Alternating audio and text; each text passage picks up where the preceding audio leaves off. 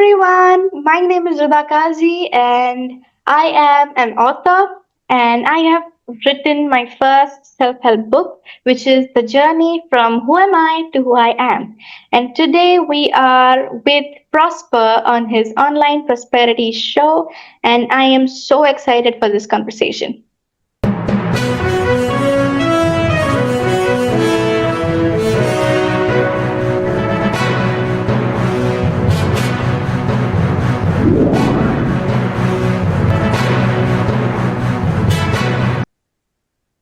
Ladies and gentlemen, welcome to yet another exciting episode of the Online Prosperity Show. I'm your host, Prosper Taruvinga, and as you know, this is the number one place for exclusive journeys into how remarkable individuals overcome, transform, and flourish. And I want you to think of us as your backstage to breakthroughs, whether you're struggling, striving, or maybe just curious. Every episode brings you the real tools to conquer life's hurdles.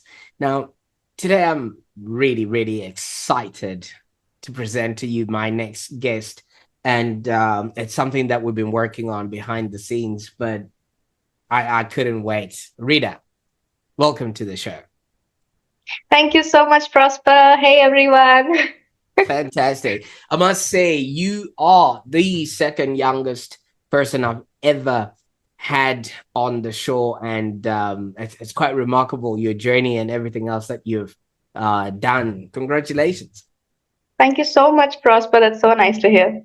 Absolutely. Now, for those that are joining us, I'm in conversation with Rida Kazi, who is a young humanities prodigy and author, and also a mental health advocate who literally journeyed from asking, "Who am I?" to discovering proudly who I am. And that is the title of the book that she's going to be talking about, and also her journey today on the Online Prosperity Show. So if that hasn't piqued your interest or maybe your attention, I want you to stick around. We're going to dive deep into all the unexpected turns, heartfelt revelations, and the emotional grit. And I know you're going to be smiling as we go along, because you'll be thinking, wait a minute, there's something about me in her journey and in her story. So it's so much to do with a lot of pain points that a lot of us experience. It could be anxiety, identity, academic pressure, and self-expression. And I'll tell you what, our guest today didn't just survive them. She actually wrote them into a self-help book. And we're going to be talking about that today. And that's what I think this episode is going to be all about. Just a place to get that exclusive insight into that method, that mindset, and the fact that you too can be, do, and have a happier existence. So get ready to laugh, pull out your tissue papers or Kleenex, because maybe this one is going to be that ride you never expected we are going to take. Now, Rida, I could go on and talk about things I'm not even qualified to talk about. Congratulations on being an author. How does that feel? Thank you so much, Prosper, and thank you for the dynamic introduction. And I love the introduction, by the way. And I feel really overwhelming after publishing. I have published my ebook on Amazon Kindle, and when I did that, it felt unreal. Like I couldn't believe it. If you told me 2 years back that I'd be writing a book, I'd probably laugh at you. Literally. Because this was a distant dream. Like I had everything in mind, I had no plan. So initially, when I wanted to write the book, I mean, I was inspired to write the book this year itself. Okay, and I hadn't been working on it. This was just one random idea after my 10th grade board exam got over, and I tell you, Prosper, the last 2 years haven't been that good. And I have learned so much that one random night I was like, I have to put this into a book so that somebody else can find comfort in it. Mm. So initially, when I wanted to write the book, my father introduced me to India Authors Academy and her amazing founder Shweta Samota, and I joined that academy. And there they teach you how to write a book step by step, how to publish it, and it's how to self-publish it basically. So I want to self-publish my book. I have self-published my Amazon ebook, and this was something that happened too soon. The last 2 years, 2023 and 2024, have been a learning lesson. This is something has that has to be with me for the rest of my life so that I can help myself and other people. So this book has healed me to an extent that I believe that it'll heal somebody else out there. Because Mm. I had initially in 2023, I started having anxiety attacks, and I started medication for it from 2024. So what people ask me is that what were you doing for the whole of 2023? And I don't know if it's embarrassing to tell them, but I did not know what was happening to me for that one whole year. It was a roller coaster ride, a literal roller coaster ride. And because you know why? Because I was told since childhood by everyone, by teachers especially, and people around me that these are the things only adults can experience. If you are a teenager, like I'm 16, so I am not eligible to have any issues in my life. And when I had this disorder, it was in a way shameful for me because I felt like I had done something wrong to have this. So I never told anyone about it because I thought it's something related to puberty and it'll go away. But in 2024, I was miserable. I was on autopilot, and I was broken. And I'm not talking about heartbroken, but when something does not work properly, we say it's broken, it's dysfunctional. I was dysfunctional. I was doing what I was supposed to do, but it was like feelings of apathy throughout the day. I couldn't even, like, I had no, what do you call that? There was no me and life in my life. It was Okay. just all excluded. It was just so mechanical and uh, so out of place that I got on medication for this for I think a year, and that was also not helping medication. That was just controlling my anxiety. But the fact that I had to take medications for something that I was told I was not supposed to have was uh, over the roof. I was done for. I can imagine. I can imagine. And thank you so much for leading us in with that, sort of background to your journey. But obviously, as you have established, you obviously are 16 at this particular moment. I also wanted to let you know when I was your age, I didn't even know how to write my own name. So let alone you've gone on and even written and published a book. Congratulations on that part. Thank you But so much. just take us a little bit back to childhood, and just walk us through what was it like growing up as Rida, and what sort of highlights can you pinpoint out? Okay, so the one thing I'm going to tell you is my childhood was really healthy. I've had probably one of the best, I take touch wood on that. And my parents have been supportive since childhood with everything I do. And this is what I like to tell my friends. I don't seek permission from my parents, I inform them. So I get away with so many things, Prosper. Like when I wanted to write the book, I never asked anyone because this is something that was not taught to me. Like, my parents were like, unless you're not doing anything wrong or harming anybody, do whatever you want. So I had that sense of individuality that I can think in a different way from my parents. I can confront them if I think they're wrong, and I can pretty much do whatever I like. So this, I think, has played a very, very big role in who I am today. It's like, for like a good structure, a good building, you need the foundation to be right. So my foundation was set by my parents and my family, which was strong, and it was very transparent. We have this transparency where I trust them, they trust me. And I have a sibling, so we are trying to get her into that environment as well. And I feel like in any person's life, this is something that matters the most. Even when we talk about mental health, when during 2023, when I myself did not know what was happening with me, I that was the first time I didn't tell my parents about it.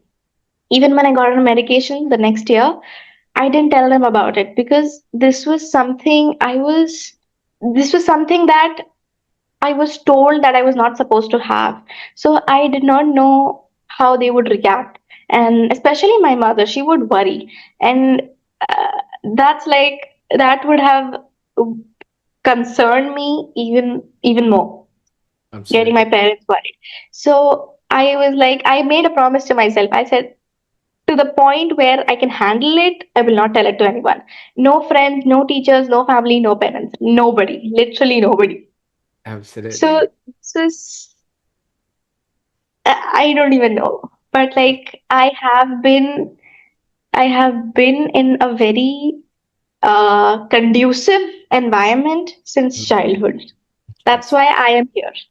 Absolutely. And thank you so much for that. And kudos. I mean, obviously, when somebody is brought up in a very, healthy domain, they will basically, turn out all right, which I think will later on discover, along your journey. Now, just so that we have a bit of context, I mean, obviously, you've given us two characters, three actually, your dad, your mom, and your sibling, and then maybe we'll also look at the outside sort of world. But let's focus on dad a little bit. What does dad do, and what sort of stature does he have in society?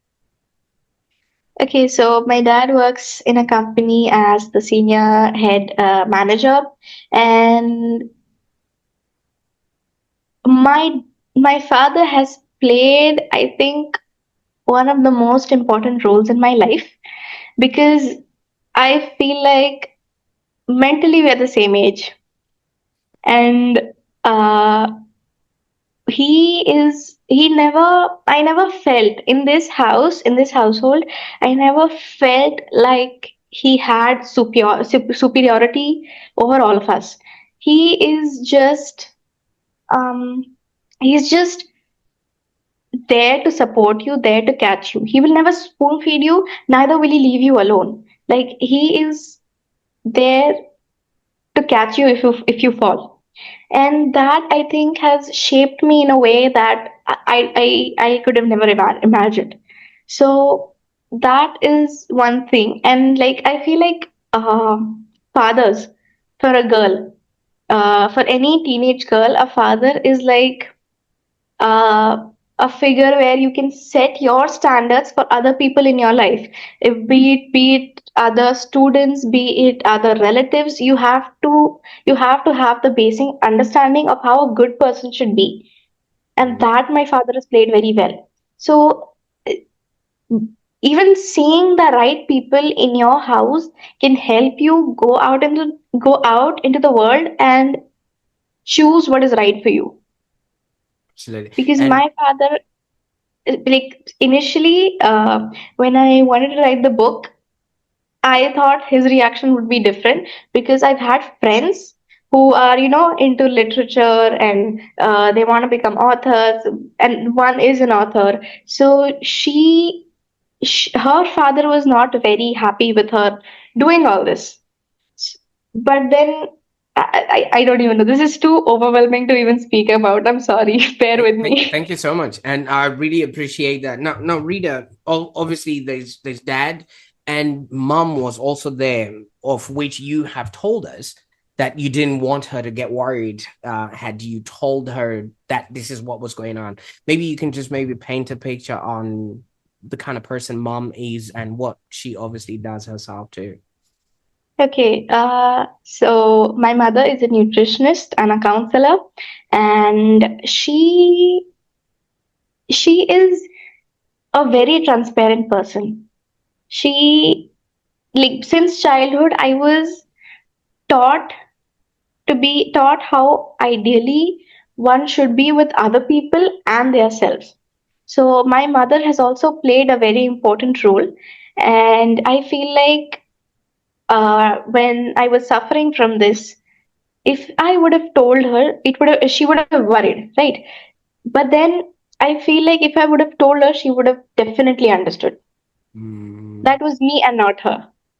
Absolutely. You see, sometimes we assume certain things which are pretty much not what the other person will experience. Now, given this context of your parents being very high level people in society and also people that are very welcoming and calm in nature, did that give you some sort of pressure on yourself to live up to their expectations, even though it wasn't expected?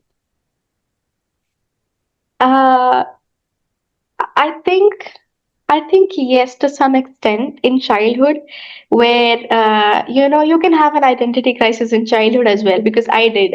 I had a lot of times where I felt that I was not good enough, but then the source of that thought were my parents, right? They only approached me from time to time and reminded me that I was good enough and I was perfect the way I am. So there is this input and output, right? I don't know why I'm saying this or what Yeah, I'm yeah. trying to say, Yes, but there's always I an hope extreme. I hope Yeah, I'm making sense. absolutely. This Yeah. is I'm just, see, my parents have had a pretty good life experience to give me. So the expectations that came with it were not so acknowledged as the other more important things, but somewhere I felt that I had to be good enough to live up to what they are. Yeah. Okay. All right. And I appreciate that because this then sort of gives us a frame of reference. Because even though it wasn't implied, but you would be looking at it and saying, wait a minute, would I be able to reach at that extent? And what was your school days like? Were you involved in any extracurricular stuff, or were you just doing the normal school like all the other kids?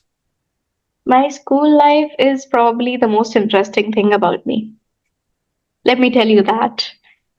So since childhood, when I initially went started going to school, I was lively and I loved having fun in school. And until I think the COVID period, the pandemic period, I was in so many extracurricular activities. I was in martial arts. I was in I don't know what, skating. I think skating, and then two to three more activities. And then the pandemic hit, and that was life changing.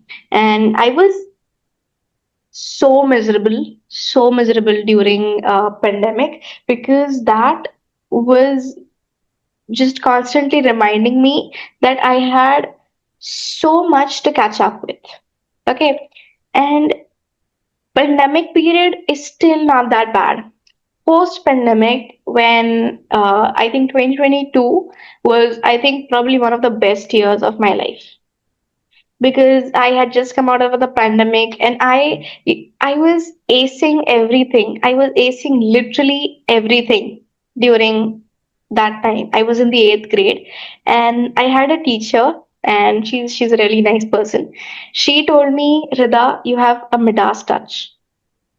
Whatever I was touching turning to gold. But then soon after that, 2023, as I said, everything changed. Midas touch, fly away. Literally flew away out the window. And it was so uh, bad because I couldn't accept the fact that I can't do right or good things anymore. Because for me, because I had something that I did not um, understand initially, and it was taking a toll over me and my health and everything that was around me, all the other areas of my life. And just speaking about it, I don't have words to say. I am trying my best to describe to you what was, because I think you are probably the first person I'm speaking to. Otherwise, it's all written in the book. Because I recently I have discovered that I am not that good at self-expression. I can't really express myself. So this for me is a bit, not a bit, too much. It's okay. It's And okay. I'm out of my comfort zone right now, but I know this is going to go out and help somebody else. So I'm going to try my best. Fantastic. And I really appreciate that. You know, you're doing amazing, right? Because at the end of the day, this is your life story. This is your experience. This is what you went through. And no one is going to take away from your experience. It's just when other people want to find out what was going on, and then how did you then escape that? Because sometimes each of us are going through stuff, and if we cannot name it, we can't tame it. So what we're doing right now is trying to name what was actually happening, because fish don't see the water that they swim in. So there could be other kids out there and other people out there that are just going through stuff, let alone they don't quite know that this is maybe not right and this is not normal. And from what you're saying, you went through something that no kid your age should have been able to go through. First of all, that whole pandemic situation wasn't the best scenario for anyone. And second of I all, know. it came at a time where you were at the cusp of self-discovery. So Yes. what were some of the things that you then started to do now that you started knowing that, wait a minute, this is no longer looking like it was before? During pandemic. Yeah, in that sort of time frame, yeah. Okay, okay. So during pandemic, oh, if I said this, additionally, I just remembered I had gone for a checkup during pandemic, and you know what the doctor said? He said that I have symptoms of depression. Mm-hmm. Just imagine at that age, I think, in the seventh grade or the sixth grade, and I was freaking out because this was something I thought was wrong again, because this is so well conditioned into our minds that if you are a kid, you're not supposed to have issues, you're not supposed to have problems. And I, I don't know, but like, I don't know where this came from and how it got into my mind, but it was there, and it was there to stay. And after that, post pandemic, I did have a good time with myself, because that coming out of the pandemic itself was a really, really freeing experience. And uh, during my anxiety days, I knew something was wrong, but it was just not, it never occurred to me that I might be in a place where I might need help. So when I went to the doctor, the year next, like the year next where I got diagnosed properly, and she prescribed medication. She was a homeopathy doctor, and I was more concerned about the fact that I have this thing more than focusing on how to cure it. I was blaming myself because I thought it was my fault. I was there in that position. So I never got the chance to kind of make myself comfortable in that place so that I could think anything further. I still don't know if I'm making sense. I'm just trying to describe to you what it was like. And I'll tell you what, the most heartbreaking part of this whole thing was when this year when my exams got over. I was That was the time where I realized what I have been doing to myself. I had been beating myself up for something that I can't even control. As in, at that time, I realized that this is what living normally means and not that, which just happened. And I used to wake up, I used to wake up early to watch the sunrise because I literally did not know what to do. I have no more words.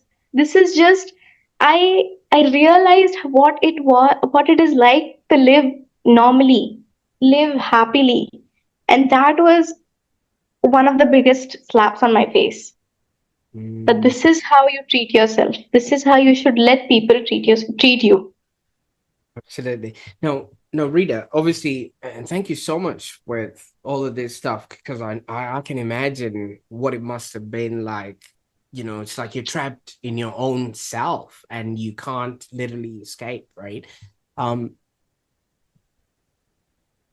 while obviously all of this was happening, were there people, friends, or other maybe well-meaning adults that noticed that something in you had changed?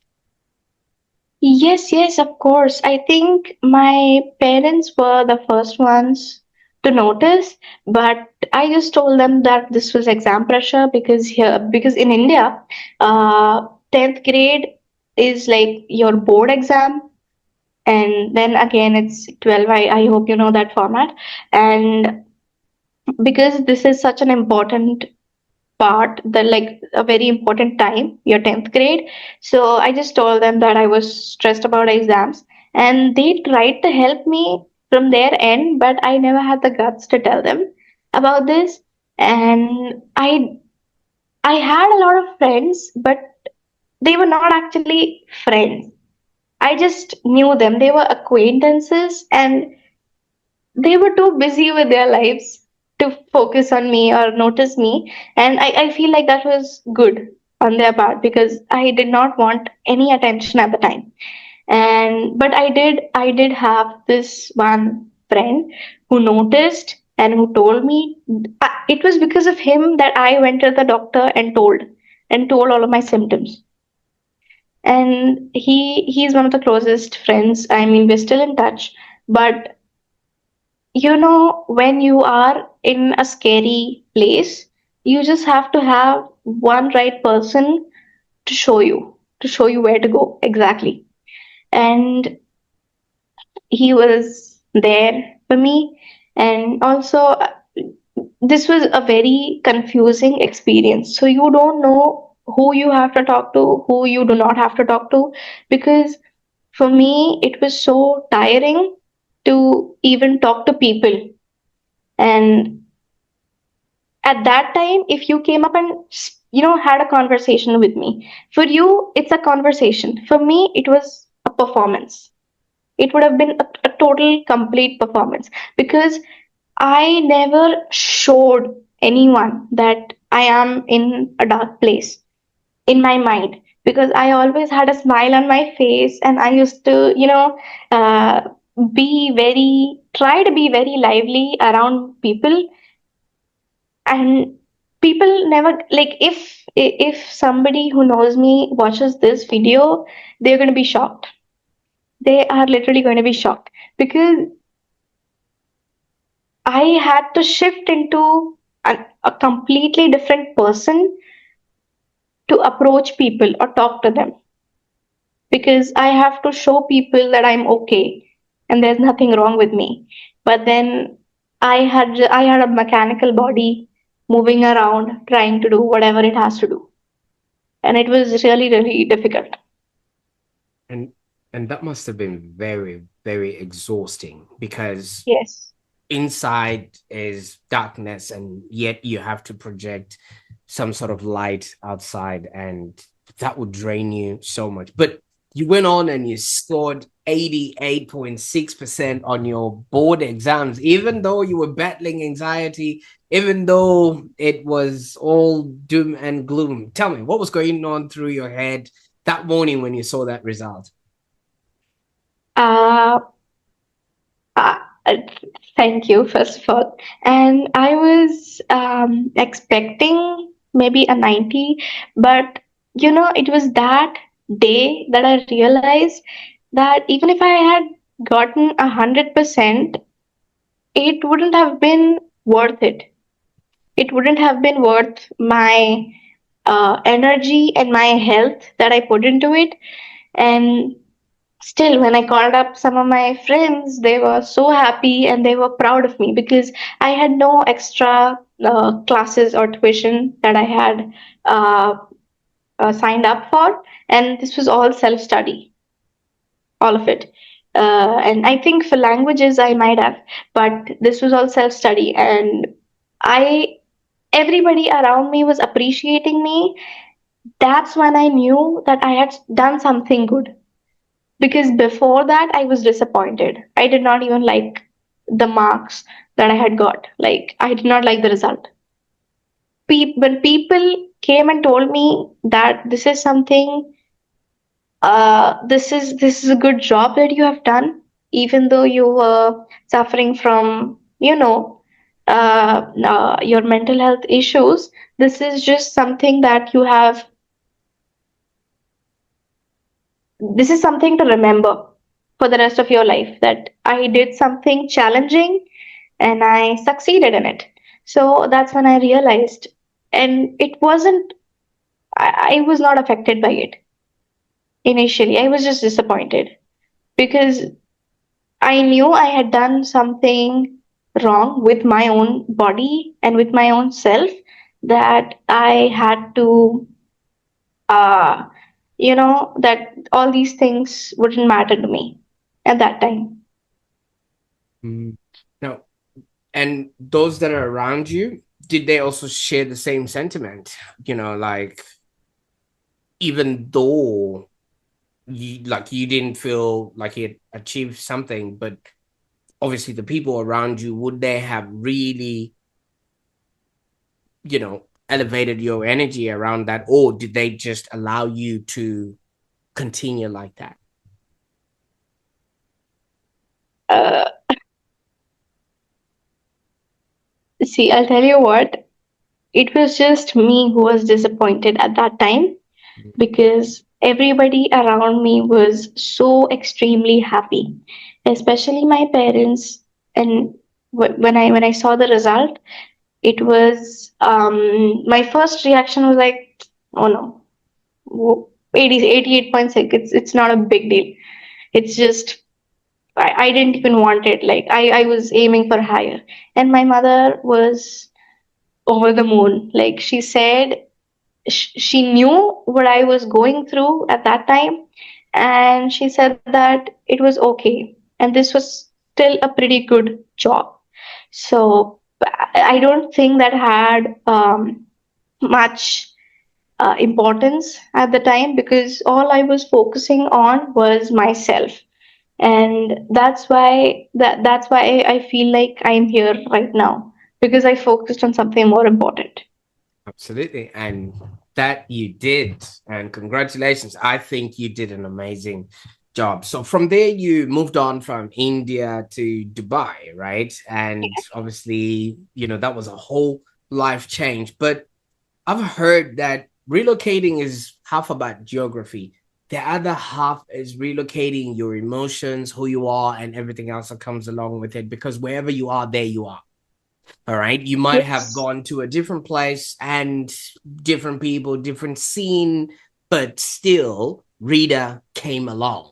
Now, what did you pack in your suitcase in terms of feeling safe again?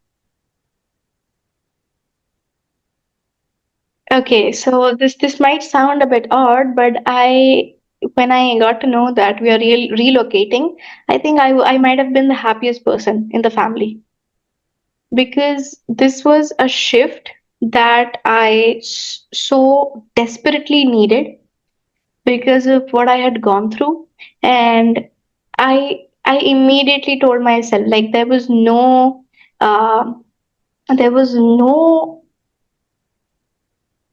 there was no disappointment to the for this, and I was actually looking forward, and because I I wanted a fresh start. I needed something new because it was that place, that city which I was living in. I had associated all my trauma and my negative emotions and memories with it, and I am trying to come at peace with that, and half of my family is still there, but I think I might have been the happiest person in my family to know that we are moving to a new place, and Dubai, because I have been here as a child. So that was really nice to know. And even here I try to not um bring in bring in what was there in India, what I had left behind, and this is a fresh start. I try to be very productive about my days and very productive about my own self care. So I really needed this, and I feel like it is one of the best decisions we've made. Absolutely. And what's been the biggest highlight of you being in Dubai there? I've seen a lot of videos of, there's so much opulence. There's just a whole different life that people experience when they're in that country there. Yeah, it is actually really amazing here because people are nice. I mean, even around my locality, people are really nice. The school I go to is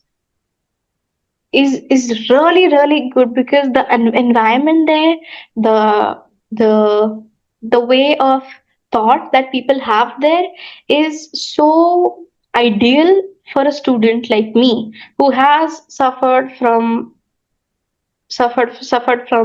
this, like my mental health issues in the past, because here there's no pressure.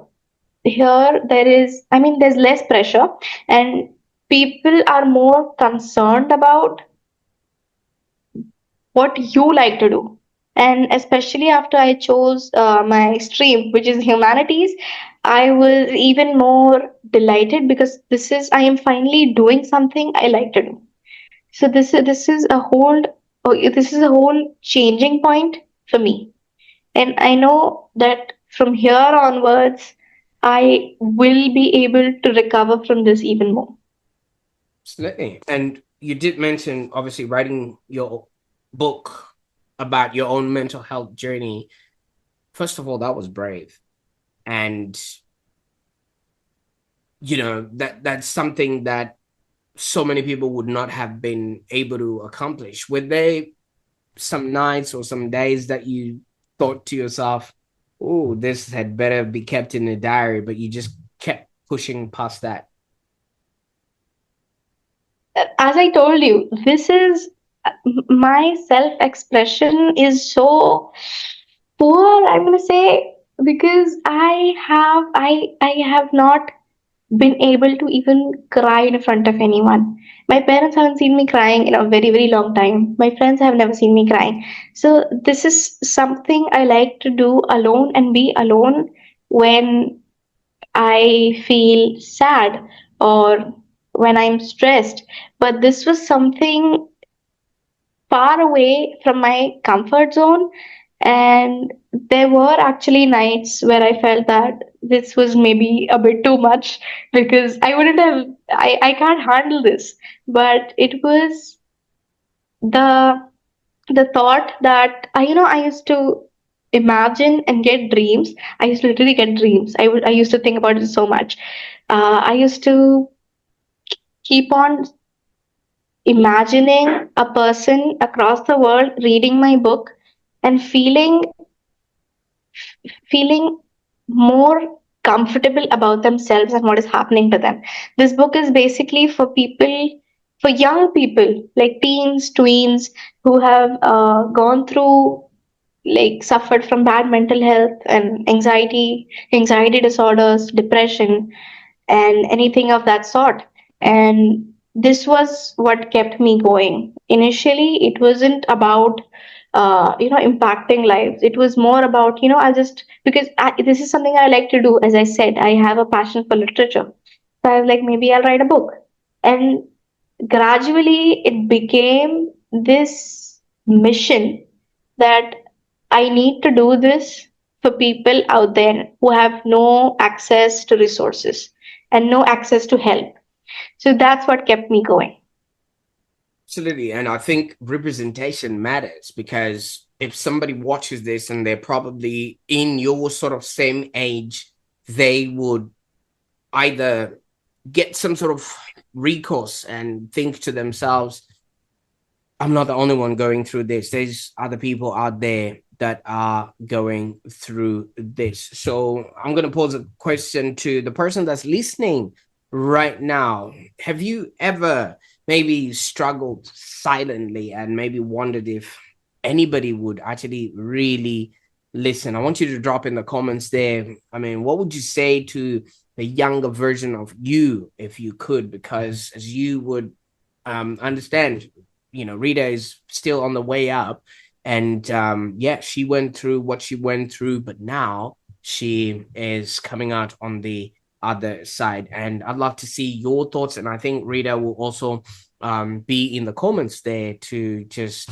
give you a word of advice and things of that nature. Now, obviously, while you were writing the book, you had a bit of help, like you mentioned, from the India Author Academy at that Yes, time. And I just looked them up. There's Sveta Samota, who is yes. up there. So they helped you to be fearless. What was one thing that she would have told you that really echoed in your head when you were maybe second guessing yourself? Because as you have been telling us along the journey, that you just kept thinking, I'm not enough, I'm not enough. Okay. So thank you for that. And there was this one meeting with her. Like, we have sessions, all the authors. We have sessions, I think, weekly or once in 2 weeks, and where we meet up and we have a new step that begins for us in our journey to become a self-published author. So there in that meeting, toward the end, you can drop in your questions in the Zoom chat box. So I just typed in, "Ma'am, I feel, I feel, I feel like I'm doubting myself and how my book is going to do." And this is the exact words that I typed in. And she saw that, and very, very calmly and very uh, responsibly, she said that, "Rida, your book is going to do good if you believe." So this is something like the thing that I thought the thing that I thought I had no control over, she gave that control back to me. And whenever I felt like I was spiraling, I went back to that memory where she said that your book is going to do good if you believe in it. So I feel like she has played a very, very big role, because if you sit with her, if you talk to her, You will know that she brings you out of self doubt and puts you in a place where you can actually control your emotions and your feelings, and not the other way around. Mm, So she is also my mentor for writing this book, and I am really, really grateful for having her in my life. absolutely. Now, you see, the thing is, when you hear gratitude and just maybe paying it back and paying it forward, those are not everyday mental health buzzwords. You know, everybody talks about self-care and things like that, but with you, I'm hearing a lot of gratitude for your parents, gratitude for the teachers, gratitude for your mentors, and things like that. Could you maybe unpack the invisible lesson here that maybe somebody who might be juggling a million thoughts could actually apply today? Because what I feel like took you out of all of these things is no longer looking internally, but looking externally, as in, how can I be of service to all the other people? And you did that with gratitude. Okay, so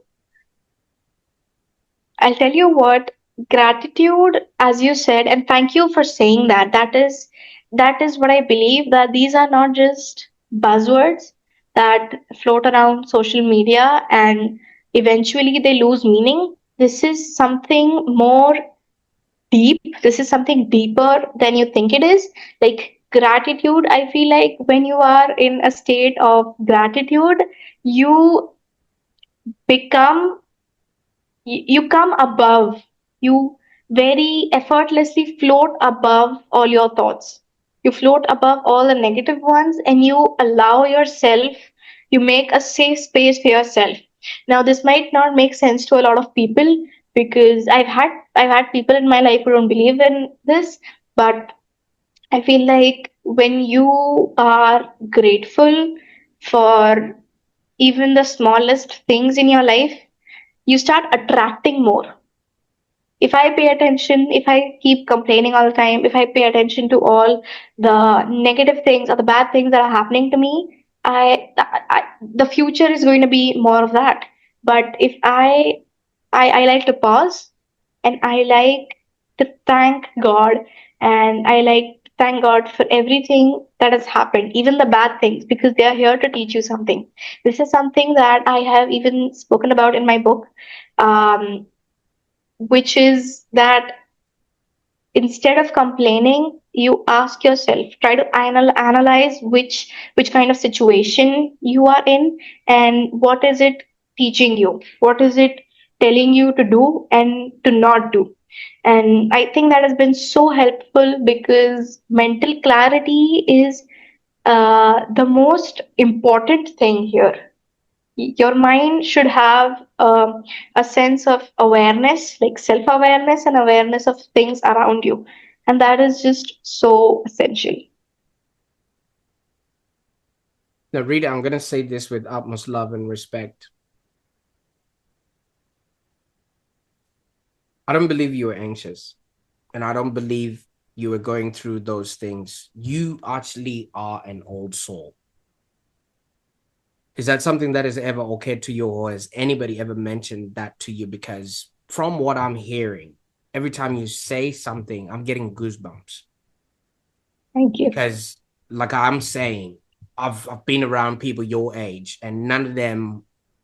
You might think you're not being good at expressing yourself, but it might actually just be you haven't come across just the words, but you are, and you present to me like an old soul.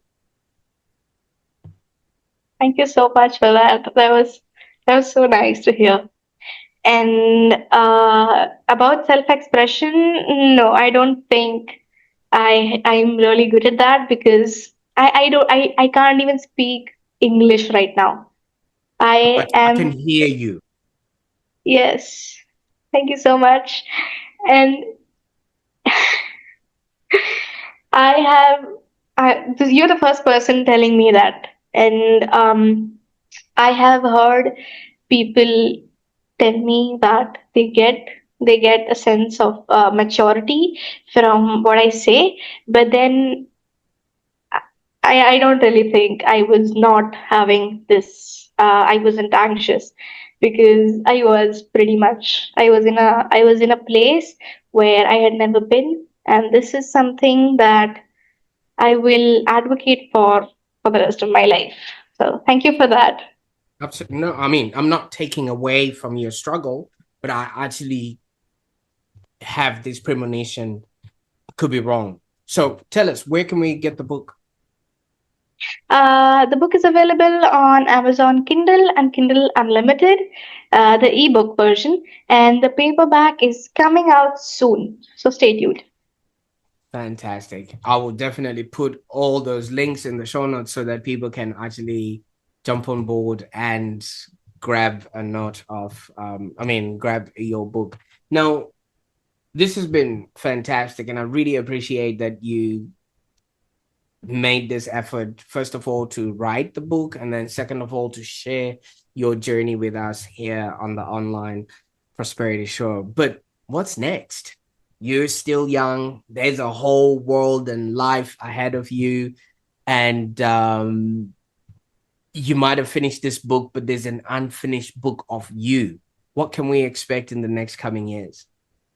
I feel like I am going to continue with writing books because this has been so healing and so comforting for me that I feel like this is going to be something that will eventually become a part of me. Like I'm going to be an author, and I'm going to be a really impactful author so that I can help other people around.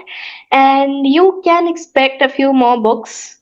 And I don't really like planning ahead, like years of my life, because I think that kills the fun and the opportunities that are coming your way. But I have a rough idea of who I want to be.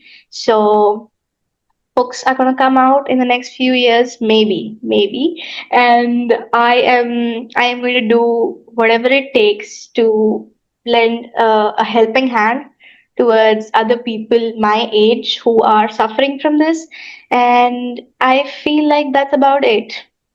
And thank you so much, Prosper, and whoever listening, because today I don't think I might have spoken that well because again I this was one of the scariest and the most amazing experiences being here on the Online Prosperity Show because I can't really speak about myself that well. So thank you for bearing with me. But before you go, you went from a journey of who am I to who I am. Yes. Rita, did you find Rita? I think she was there all along, but she was kind of oppressed below all the other things that were not so important. But she did. She's still there is still a long way to go, and she's in there. She's there, and she's Fantastic. happy now. Absolutely. And you've just made us happy now that we know this whole thing does come to some sort of conclusion. I can't thank you enough for the time that we spent on the call today, and also your parents for allowing us to have this conversation with you. I know we've been doing back and forths just to make sure that everything was above board and things of that nature. So I really appreciate your life story and your experience, and to think that you're only just getting started and yet you're already making headlines and making waves like this. I just can't wait to see where this is all going to end. Thank you so much, Prosper. And this was a very meaningful conversation, and I enjoyed being on your show. And keep up with your good work and your books. I'm waiting forward to get more books from you. Fantastic. And there you have it, my dear audience. That was Rida Kazi. That's a name that you're going to be hearing for a very, very long time, as she has pledged to continue writing, continue inspiring, and continuing being there for those that seem to not have a voice. Now, as you would notice, this is just a young hero heroine whose journey from who am I to who I am just reminds us that healing isn't a destination, but it is a daily return to our truest selves. As she said, Rita is in there somewhere. Now, if this episode made you pause, maybe laugh or feel seen for a second, great, because that's the power of real stories. And if you are just joining us on the Online Prosperity Show, next week we're going to be diving into ideas that will help you live a happier existence. So stay tuned. But I encourage you to bring a friend or a not taking buddy while you are busy listening. And don't forget to hit subscribe for more transformative conversations like this. And if you know somebody who really needs to hear Rita's journey and obviously discover her bravery and things of that nature, please share with them this episode. And here's your challenge. Take one thing from Rita's journey, whether it's gratitude, self-expression, and the courage to tell your story today. Just try it and let us know what shifts come along, because half of these things are only experienced when you do share them with other people, because your path might just start with a question: who am I? But the power lies in you becoming the answer. I don't know what you're going to do with this information. Bye for now.